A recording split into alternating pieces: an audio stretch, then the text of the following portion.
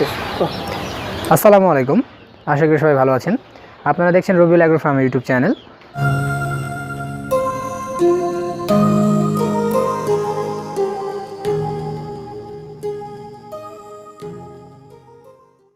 তো ভিউয়ার্স, আজকে আমরা যে ভিডিওটি করতেছি সেটা টপিক হলো কীভাবে আপনারা গ্রোয়ার খাবার তৈরি করবেন।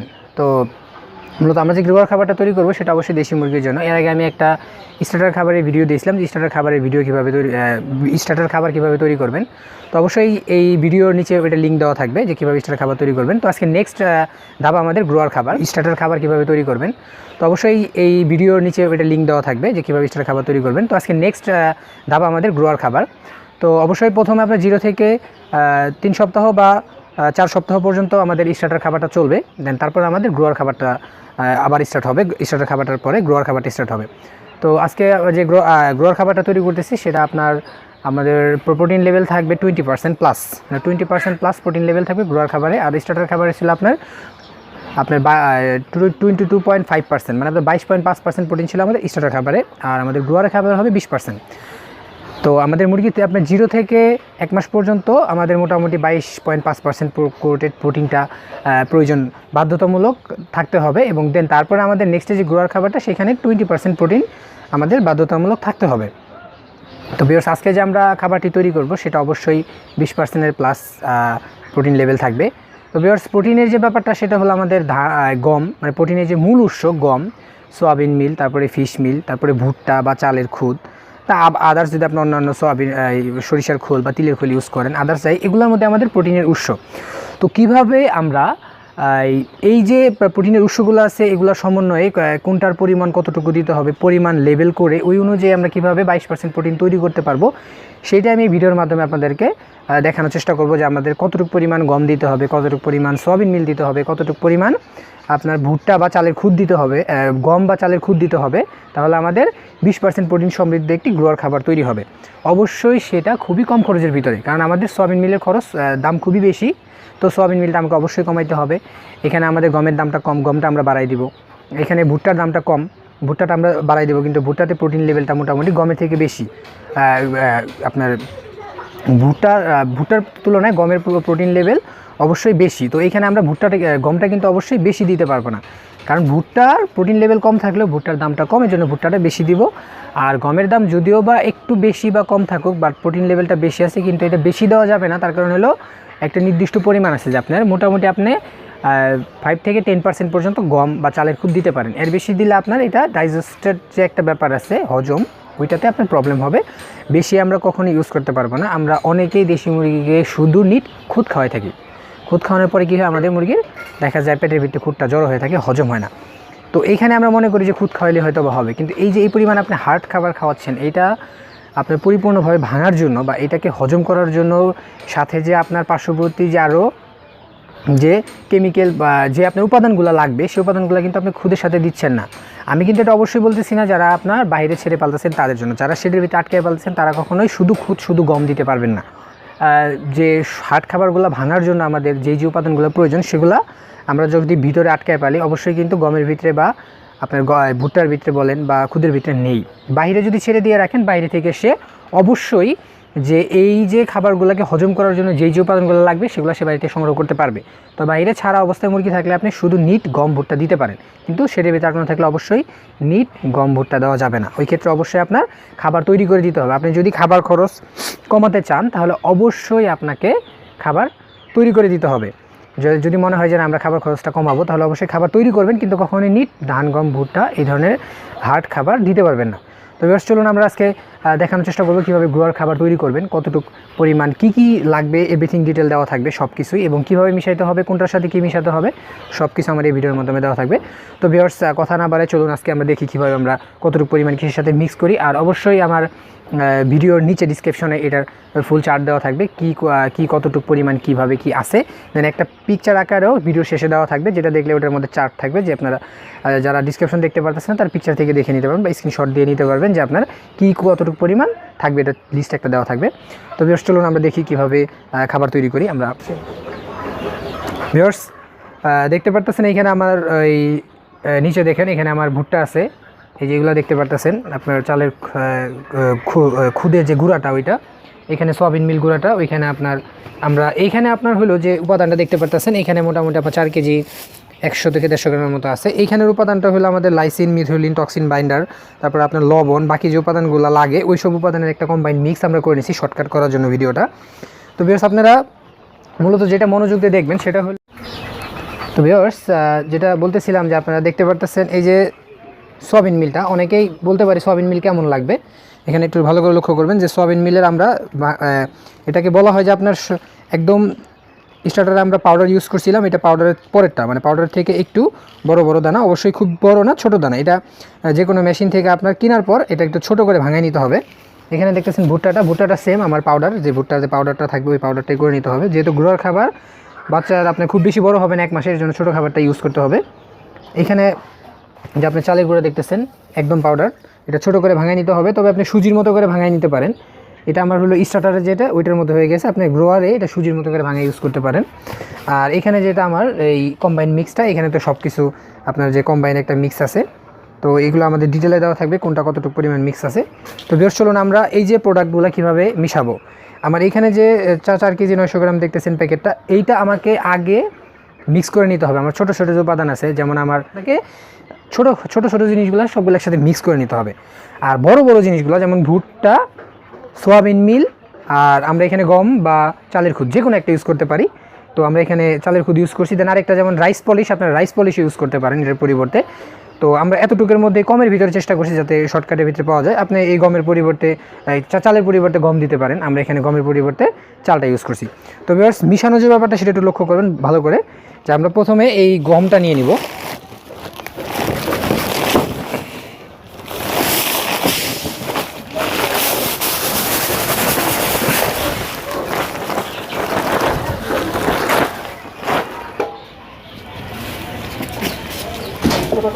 তো ভিউয়ার্স এইখানে দেখতে পারতেছেন আমরা এই যে ভুট্টাটা আগে নিয়ে নিলাম। দেন ভুট্টাটা নেওয়ার পর আমরা এটার সাথে আমাদের যে এই যে চালের গুঁড়া আছে এটা নিয়ে নিব।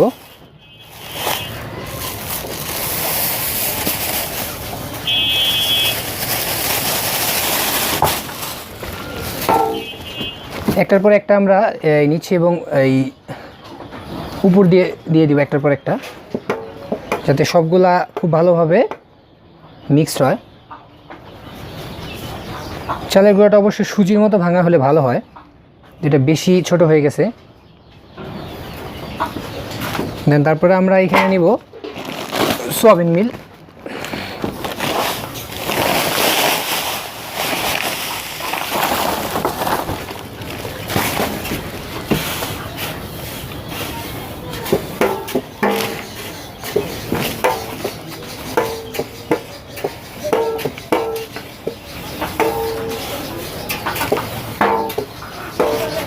তো ভিউয়ার্স আমরা 3টা জিনিস নিয়ে নিলাম, যেখানে আপনার ভুট্টা, তারপর আপনার চালের গুঁড়া যেটা, আর সয়াবিন মিল। এখন আমরা এই 3টা মিক্স করে নিব। দেখুন অবশ্যই 3টা খুব ভালোভাবে মিক্স করে নিতে হবে এভাবে। এই 3টা মিক্স করার পর এটার সাথে আমরা ওই আমাদের ওই বাকি যে উপাদানগুলো আছে ওইটা মিক্স করব। তো ভিউয়ার্স দেখুন মিক্স করাটা তেমন কোনো হার্ড ব্যাপার না, কিন্তু আমরা অনেকেই বুঝতে পারি না যে আমাদের যে উপাদানগুলো খুবই কম, 50 গ্রাম, তারপরে আপনার 100 গ্রাম, 150 গ্রাম, 300 গ্রাম, এগুলো এত কম উপাদান কীভাবে কোনটার সাথে মিক্স করবে এটা আমরা বুঝতে পারি না। তো ভিউয়ার্স এর জন্যই মূলত দেখানো। দেখুন এইভাবে মিক্স করতে হবে, অবশ্যই খুব ভালোভাবে মিক্স করবেন। বেশি হলে আপনার পা দিয়ে মিক্স করতে পারেন, কম হলে হাত দিয়ে মিক্স করা যাবে।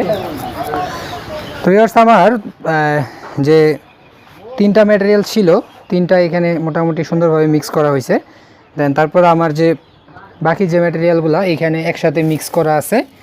আমি আমার আগের যে স্টার্টার খাবার তৈরির ভিডিও, এটাতে এই ম্যাটেরিয়ালগুলো একসাথে মিক্স কীভাবে করতে হবে এটা দেখাইছিলাম, ওইটা একটু দেখে নেবেন। তো ভিউয়ার্স এই যে কম্বাইন মিক্সটা, এখন এই মিক্সটা এটার সাথে মিশাইতে হবে। তো আমি এইটা আপনার এখান থেকে, তো এখানে আমার যে টোটাল খাবারটা এখানে খুবই কম, এর জন্য আমি এইখান থেকে অল্প একটু খাবার আলাদা করে নিব। আপনার মোটামুটি 5-6 কেজির মতো খাবার আলাদা করে নিলাম। এটা মেশানোর পরে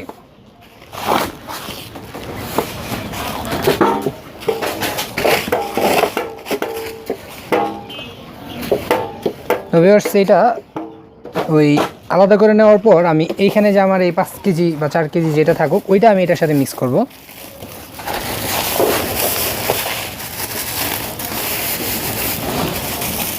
ভিউয়ার্স আমি ওইখান থেকে কিছু খাবার আলাদা করে নিলাম, মোটামুটি 5-7 কেজির মতো। ওইটার সাথে আমি এটা মিক্স করব। মিক্স করার পর এইটা টোটালি যখন এটা মিক্স করার কারণ হলো ওইখানে পরিমাণটা খুব কম ছিল, আমি এখানে এগুলোর সাথে মিক্স করে নিয়ে এটার পরিমাণটা বাড়া নিলাম, কারণ অল্প পরিমাণ বেশি পরিমাণের সাথে মিক্স করাটা একটু কষ্টকর বা মিক্স করা যায় না, সঠিকভাবে মিক্স হয় না। এর জন্য আমি এখানে 5 থেকে 10 কেজির মতো নিয়ে নিলাম, নিয়ে এটার সাথে এটা মিক্স করতেছি। মিক্স করার পর এইটা ওইটার সাথে মিক্স করে নিব।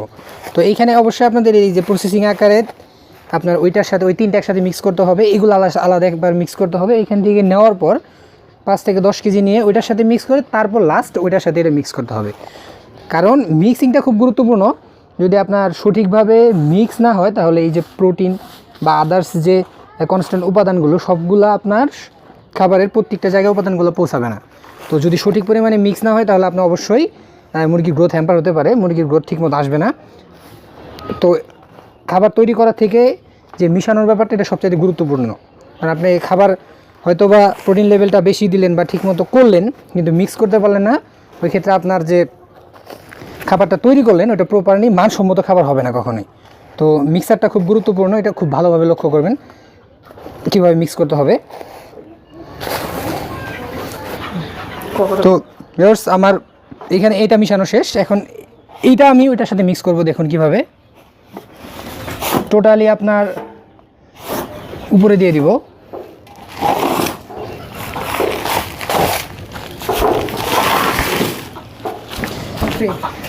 এবার উপরে দেওয়ার পর দেখুন আমি আপনার এই প্রপারলি ওই উপরে আপনার গমের ইয়াটা যে ছিল আগের যে উপাদানগুলো ছিল পরের উপাদানটা টোটালি উপরে চারদিক দিয়ে ছড়িয়ে দিলাম। ছড়িয়ে দেওয়ার পর আপনার এখন এভাবে করে মিক্স করলে হবে।